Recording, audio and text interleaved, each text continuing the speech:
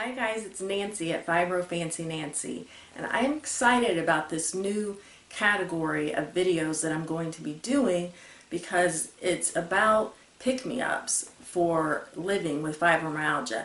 Basically, people, things, activities, anything that helps me get through the pain and the exhaustion of living with an illness like fibromyalgia on an everyday basis. The first one that is really truly the most important thing to me is my faith, my personal faith in God and in Jesus Christ, because I am a Christian.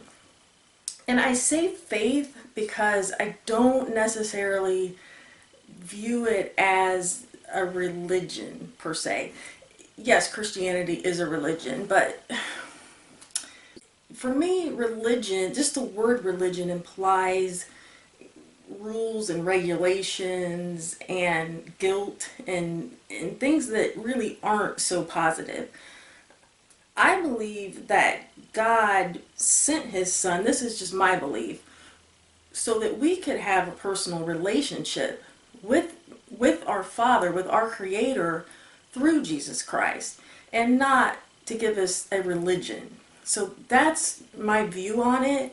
So when I talk about my faith, I'm talking more about my personal relationship with God. To go into a few subcategories for that, as far as how do I incorporate my faith into my everyday living experience. And so it's not just a concept of a God, a creator up in the sky, but I don't do anything about it on an everyday basis, or I don't apply that to my life. Number one is prayer. And I don't necessarily mean a regimented prayer time where sometimes I do pray for a long period. For me, prayer is honestly more of a everyday conversation with God. And it may be as simple as, God, please give me the strength to get through cooking dinner. It may be, God, thank you for the sunshine today. You know, it's kind of an ongoing conversation for me, and that keeps me connected to my faith in a really real way. And then another thing is reading the Psalms, especially out of the Bible, especially when I'm really depressed and really down, having a horrible time or season in my life. I get a lot of comfort out of reading the Psalms. King David wrote a lot of the Psalms, and he was just such a real man, you know, with real problems. And of course it's worded in a different way. We don't speak the way they did back then, but his problems are a lot of the same problems, you know, that we have today. He had expressed a lot of anger and fear and doubt and unbelief and guilt and, you know, all kinds of things, and he wasn't afraid to express that to his Father. And the Psalms are very uplifting, actually, because they almost always end with hope and renewed faith and strength. Another thing, as far as books or reading, are daily devotionals. I find a lot of comfort and just inspiration, and I guess it's a real good pick-me-up. My favorite devotional right now is Jesus Calling. And it's written in such a beautiful way. It's written as if Jesus were speaking to you personally. And what I do is I read the day's entry every night before bed. That's the last thing that my eyes look at before I turn off my light.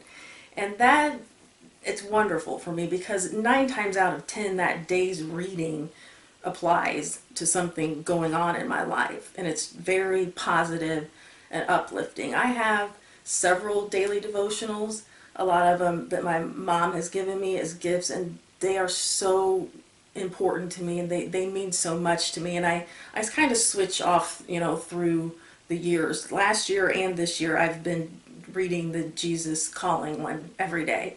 Before that it was a different one, and I may change for next year. But those devotionals are really a big part of applying my faith, in a practical way to my everyday life. And then the other thing is actually a person, and that person is Joyce Meyer.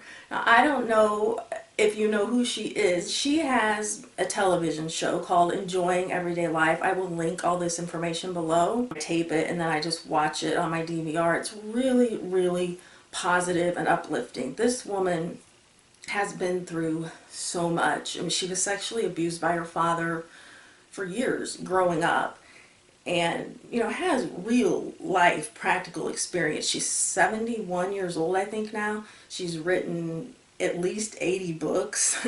She goes all over the world and does conferences and speaks, and I honestly don't even think you would have to be a Christian to really enjoy listening to her and to get something positive out of listening to her, because she just has a way of speaking that's very down to earth. She's very real, and you can relate to what she's saying because she's had so much pain in her life, and yet she just has such an unbelievable spirit and love for God that she is extremely uplifting to me. Especially, I have a lot of nightmares off and on right now. I'm not in too bad of a phase with that, but there are some times where I'll wake up and just feel miserable, not only physically, because I always feel crappy when I wake up, but mentally, because maybe I had just a horrific nightmare about something and it leaves kind of this black cloud over me and over my day. I will get up and I will turn on her program on the DVR, and it immediately, just after listening to her for 5 or 10 minutes, lifts my spirits, because she just has that way about her, of really putting you in a positive space. Anyway, those are my 3, I guess, practical applications of living out my faith every day under that umbrella of my faith being my #1 pick-me-up.